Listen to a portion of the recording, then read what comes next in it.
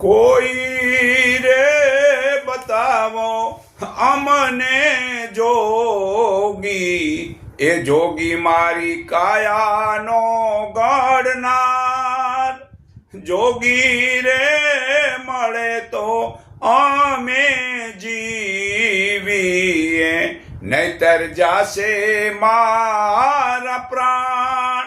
ચોપાટ માંડી સંતોષોન્યમાં, ખેલું હું તો પિયો સાંગ ખેલ.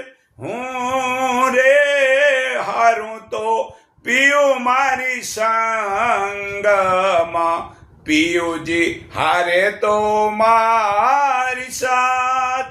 હું રે હરણીને પિયું મારા પારધી, માર્યા છે કઈ શબ્દો ન બાણ. વાગ્યા રે હસે રે સોએ નર જાણશે, અવર શું જાણે રે અજાણ. હું રે પ્યાસી પ્રભુજીના નામની, જપું તો પીયું પીયું જાપ. મચ્છંદ પ્રતાપે ગોરખ બોલ્યા, તન મન રહ્યા રે સમાય.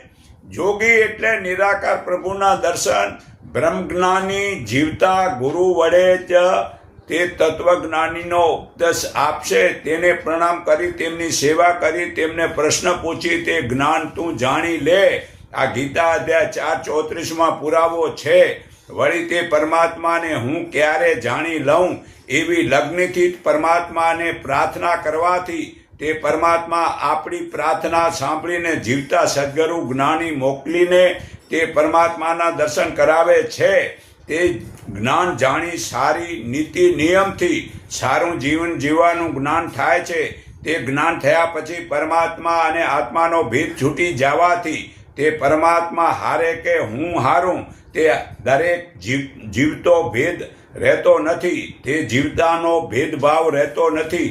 જ્ઞાનીનું તીર લાગે છે ત્યારે તે જ્યાં ત્યાં ફોકટ ફરતો નથી.